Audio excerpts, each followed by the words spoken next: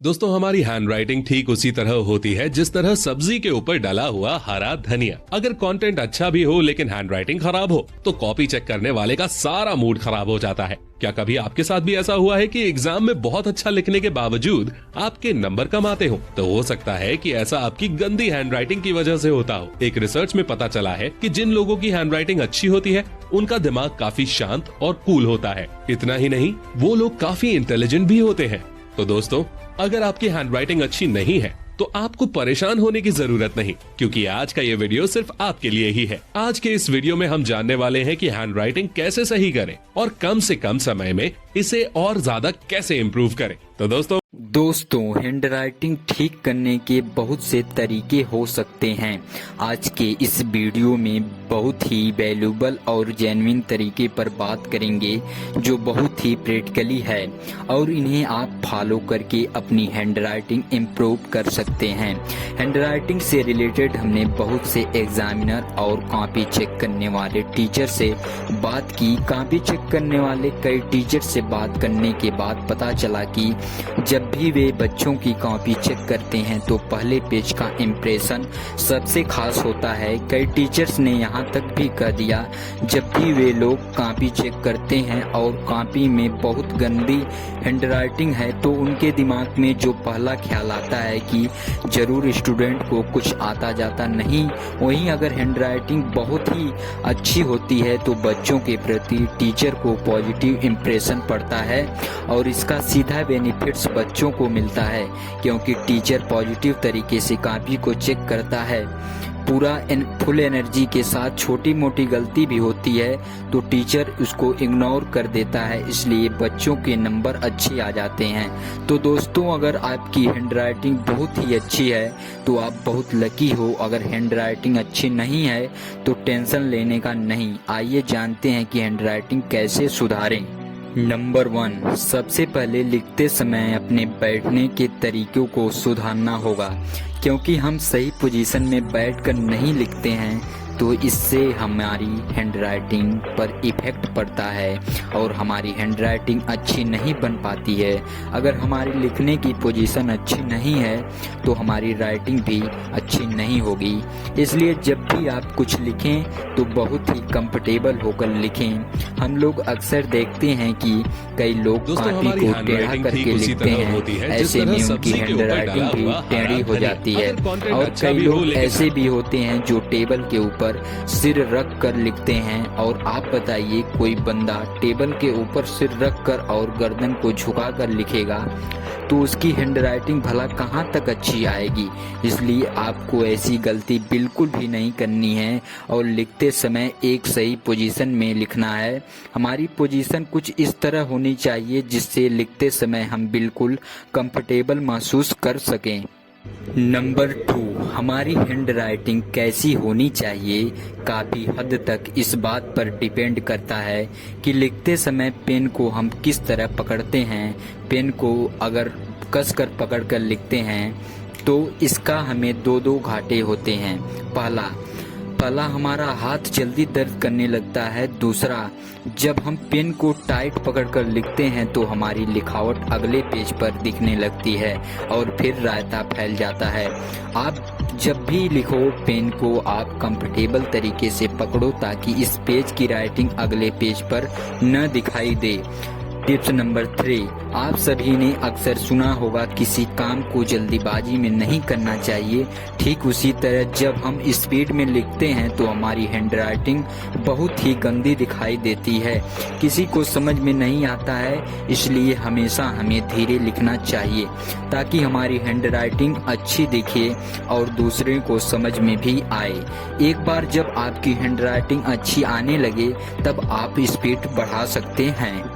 Tips number 4, इस tip के बारे में शायद आपने कभी सुना होगा। दरअसल हम जब लिखते हैं केवल हम अपने पंजों का यूज करते हैं, इसलिए हमारे हाथों में जल्दी दर्द होने लगता है और हमारी हैंडराइटिंग अच्छी नहीं बन पाती है। तो अब हमें ऐसा नहीं करना है। अब हमें लिखते समय अपने हाथों को मूव करते हुए यानी कि धीरे धीरे लिखना है, जिससे हमारी हाथ में दर्द भी नहीं होगा और हम साफ साफ और देरी तक लिख भी पाएंगे। इसे ट्राई करके देखिए, आपको ज़बरदस्त फायदा होगा। टिप्स नंबर 5, इमेजिन करिए कि एक कमरे में कपड़े को बिखेर कर रखा हो और दूसरे कमरे में कपड़े को लाइन से सेट करके रखा हो, तो वह कमरा देखने में ज़्यादा अच्छा होगा आपको की जिसमें कपड़ा लाइन से रखा हो। इसी तरह हमारे हैंड राइटिंग में भी होता है। अगर हम लिखते समय एक जैसा गैप नहीं रखेंगे तो हमारी हैंड राइटिंग देखने में अच्छी नहीं लगेगी, जिसमें समय में हमें शब्दों के बीच में सामान्य गैप रखना यानी कि सामान्य गैप होना चाहिए, जिसमें कि हमारी हैंड राइटिंग देखने में अच्छी लगेगी। कई बार क्या होता है कि हम शब्दों के बीच में बहुत ही कम गैप रखते हैं या फिर ज़्यादा गैप रखते हैं, जिससे हमारी हैंड राइटिंग उतनी अच्छी नहीं लगती है। अगर हम अपने सभी शब्दों के बीच सामान्य गैप रखेंगे तो हमारी हैंड राइटिंग सुंदर लगेगी। टिप्स नंबर 6, दोस्तों, जिस तरह साफ पानी में सब कुछ साफ साफ दिखाई देता है, ठीक उसी तरह राइटिंग में भी होता है।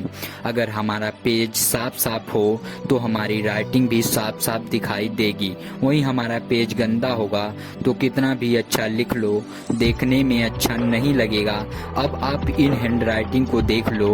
पहले पेज में गंदा है इसलिए राइटिंग देखने में अच्छा नहीं लग रहा है, लेकिन दूसरे पेज में साफ साफ इसलिए राइटिंग काफी अट्रैक्टिव लग रही है।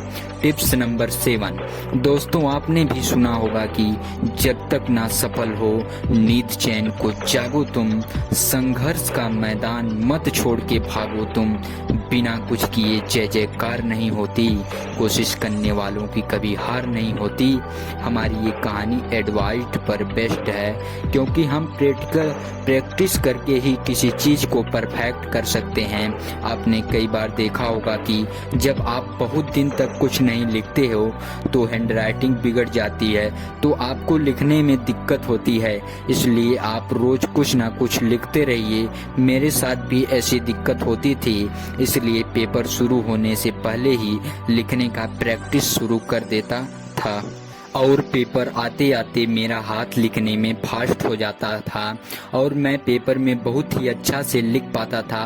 और आप लोग भी इस फार्मूले को लगा सकते हैं। टिप्स नंबर 8, दोस्तों, एक बात बिल्कुल क्लियर है कि बंदूक अगर अच्छी हो तो फायर भी अच्छी होगी, और अगर बंदूक अच्छी नहीं होगी तो फायरिंग भी अच्छी नहीं होगी। ठीक इसी तरह पेन के साथ भी होता है। पेन अगर अच्छी क्वालिटी और ब्रांडेड कंपनी का हो तो हमारे लिखने की कोई दिक्कत नहीं होगी। अगर हम सस्ता और घटिया पेन यूज करते हैं तो हमारी लिखावट भी सुंदर नहीं होती है।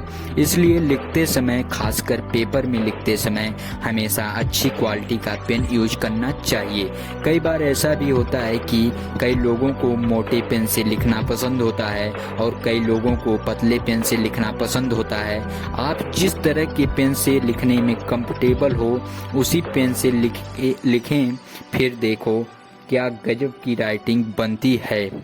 अभी तक हमने वीडियो में जो कुछ भी सीखा, अगर उसे अप्लाई करना हो तो आप पेन यूज करने से शुरुआत कर सकते हैं। सबसे पहले अपना मनपसंद पेन चूज कर लो, फिर लिखने के लिए एक अच्छा सा और साफ सुथरा पेज खरीद लो, फिर लिखना स्टार्ट कर दो।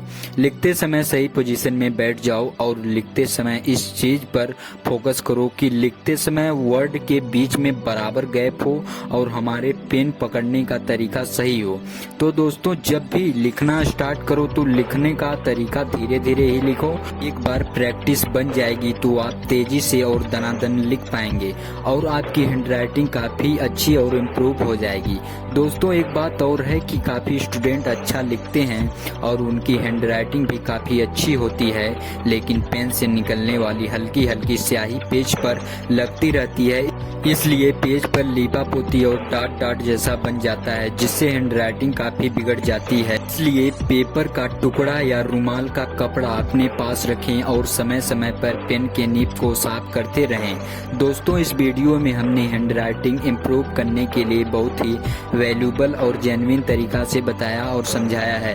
बस हमको आपको ज्यादा कुछ नहीं, एक लाइक चाहिए, इतना तो आप कर ही सकते हो। दोस्तों, हमारे जैसे वीडियो में आप लोगों को अंत तक बने रहने के लिए बहुत बहुत शुक्रिया। वीडियो पसंद आया तो कमेंट करके जरूर बताइएगा और ऐसे ही नॉलेजेबल वीडियो को देखने के लिए चैनल को सब्सक्राइब कर लें और बगल में बेल आइकन को ऑल पर प्रेस कर लें, ताकि हमारी जो भी वीडियो आएगी और आप सबसे पहले देख